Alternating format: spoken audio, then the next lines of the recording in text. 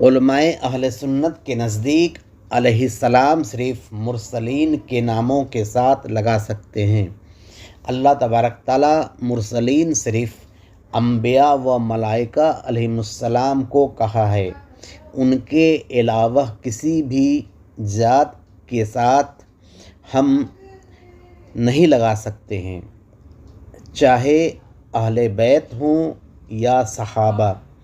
اگر کوئی لگانا چاہتا ہے تو وہ کہے گا علی نبینا و علیہ السلام، جیسے حضرت امام حسین علی نبینا و علیہ السلام، یعنی ہمارے نبی پر اور ان پر بھی سلام ہو۔ حضرت امام حسین علیہ السلام کہنا غیر شرعی ہیں۔ اہل سنت ہونے کے لیے علماء اہل سنت کے موقف کو تسلیم کرنا شرط ہے۔